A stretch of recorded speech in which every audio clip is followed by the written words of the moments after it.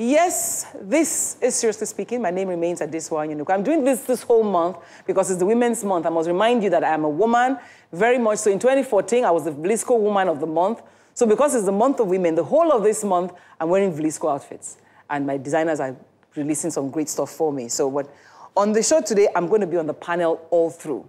Because hashtag Leave No Woman Behind, Press for Progress is what the theme for this year's Women's Month is.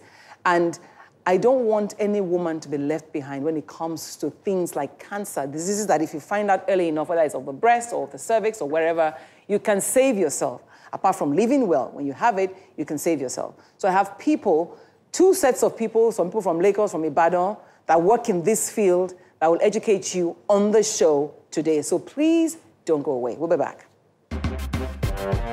Yes. Welcome back. I had to be sure I had my statistics right before I opened this show. Statistics tell me that 100,000 new cases of breast cancer is being recorded in Nigeria today, and 14,000 new cases of cervical cancer are being recorded. I have two specialists in the house, specialists to the extent that they work in this field, and they can corroborate it for me. But even if they don't, I do know people who've survived. My mother survived breast cancer. So I'm glad to introduce to you Ebun, a friend, one of the earliest, in fact, you're the earliest person that started anything about awareness about breast cancer. Ebun is the founder of COPE, and Ebun is here in the studio with me. Let me introduce them very quickly. Ebun is the founder of COPE. Dr. Shola works with an NGO in Ibadan that works in access to basic care, basic health care, right in Ibadan. Welcome to Seriously Speaking. Thank you very much. Do I have to tell you welcome? Yeah. Welcome, Ebun, Sure, my sister. you. And then I have two survivors of both diseases. Are they diseases? Yes, they are. Okay, Yeah. of both diseases. Cervical cancer, on my extreme left, I have Falake, who's a teacher in Ibadan. I'm glad that you made it here from Ibadan. In short notice, I appreciate you for coming. Thank you. You're welcome. And then, of course, my sister, Trini Turner. I only met her an hour before this show, actually, because we gave her a call and says, look, we need somebody who survived breast cancer. And Ebun says, I know one person who's very, very funky. Doesn't look like... So, Trinita, you're welcome to Seriously Speaking. Thank you. It's nice to have you.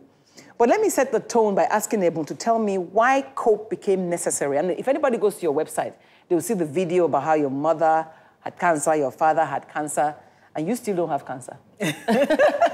Tell me about it. Yeah, my mother had colorectal. You know, my father had cancer of the stomach.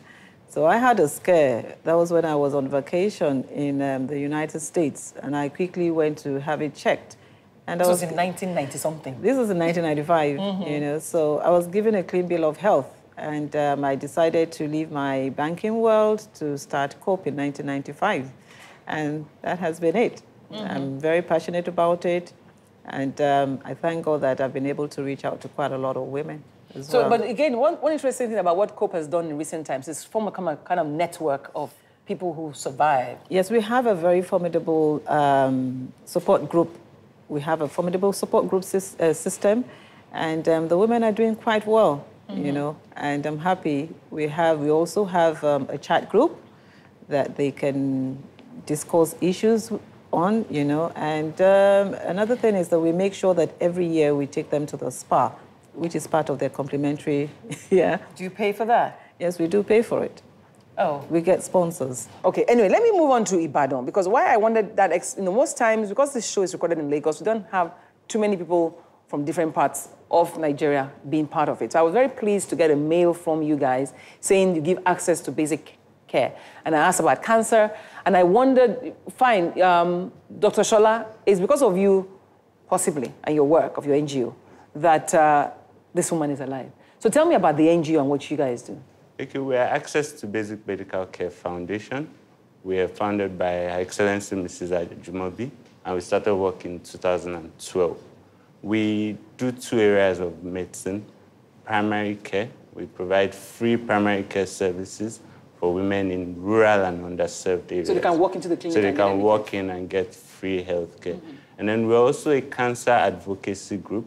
We provide cancer screening services. We do routine outreaches to educate women about cancer and then to screen them. It's one of those outreaches that Folake came out of. Yes. But what I would like to corroborate, though, is that Is it true that many cases are still being reported today? I'm surprised. I think they're even underreported because many of them don't report to the hospital, and most of the figures we have are hospital-based data.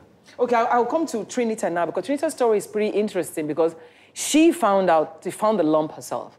I would have thought that by now, many women would know the basic things. If people like Ebon have been working for 20-something years and women are still not examining themselves, would you say that fear still remains there? Yes, I would. Like I said, there's a saying that says, what you don't know would not hurt you. Ignorance is bliss. So a lot of women would not check themselves because they just don't want to find out that something is wrong. But in the long run, we find out that the earlier you find out, the better for you. Was that your case? That is exactly my case. I check myself regularly. There's been awareness every day in the news, media, and NGOs. Of course, my mother, too, was a victim of breast cancer, so we knew early enough to check ourselves, and that's where I found it. The lump was there, and... Does any of your siblings have the same thing? Yes. Okay. And we're all good. You're all good? Yes. So when you found out, I mean, your own case, you checked and you saw it, and then did you scream? I didn't. Why? I didn't. I don't know. I just wasn't afraid. Somehow I wished it wasn't what it ended up being, but I'm grateful that I caught it up early. I'll come back to you on that. I like that it wasn't what it ended up being, meaning that the first time you didn't think that. It was just the lump. It starts with the lump. The first time, the test even said it wasn't. 2 different tests said it wasn't. Okay. Let me go to your case. It was, when is a party? You say, Mogbomoya. That's what Yoruba we say, I heard. And then I went there. I branched, It was, you were like branched. They were doing something. I said, let me just go and try. Tell me about it. Well, it wasn't Mogbomoya. It was deliberate. It was a deliberate thing, actually. When there's a program going on and I learned there is a screening for women, well, it's an opportunity. Was it screening for everything? Or was this screening for cervical cancer in particular? Actually, for both breast and the cervix. And I felt it's an opportunity for me. I just had that intuition within me. I should go in for this, and I opted to go in. I went in there, and I was checked up. Madam, you will need to go for further checkup. Did your heart beat?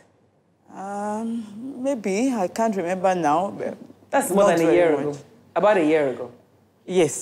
That should be, almost a year now. So when it happened, I didn't take it seriously, but then I felt, to be on the safe side, I need to go for further checkup, which I did.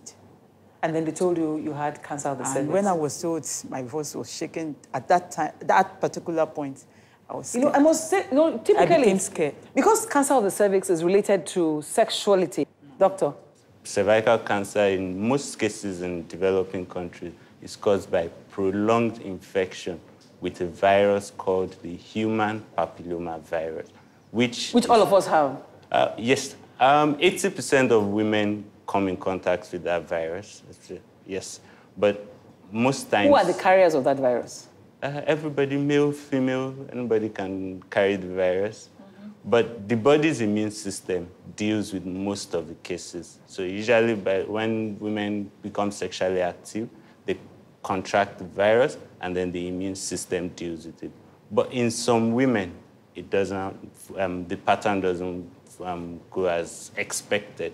So the virus stays and then triggers mechanisms that lead to cervical cancer. And that virus can only stay in the cervix. Can't it go somewhere else? Well, there are different types. I'm like, why did you choose the cervix to go and sit in? Well, there are different types of human papilloma virus. In fact, there are over 100 types of the virus, and about 16 of them, 14 to 16 of them cause cervical cancer. Human papilloma virus causes warts, genital warts, oral warts. You could have, even on the face, in the mouth, on the thighs, you could have warts.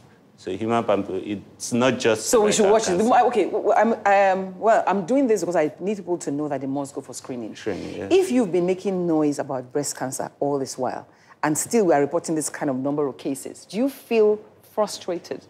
And I wonder why you haven't given up all this time.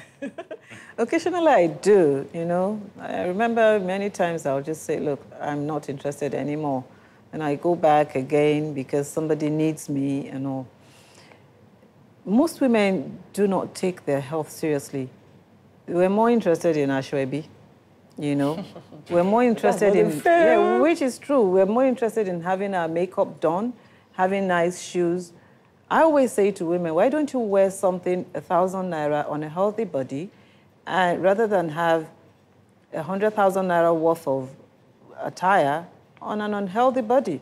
So it's very, very important that we take our health seriously. What would it cost you? Maybe about 3 minutes to check your breast, do your breast self-examination. How long will it take you to do breast ultrasound scan? Less than 5 minutes. Mammogram, less than... The cost for, we do that. We do both clinical breast examination and breast ultrasound scan for 3,000 naira. That's when you're an NGO. Yes, we're an NGO. It's heavily subsidized. There's no profit being made there, you know, because we have organizations that are partnering with us. So we encourage women to come and have their breast examined every 3rd Saturday of the month. But that's some will interesting. Tell you that they have a party, they have, you know, quite a lot of reasons. They just give you lame excuses. And by the time they have it, they're asking you to help them raise money to save their lives. Okay, well, fair enough. I'll take a break. Maybe you don't understand because you've not had breast cancer.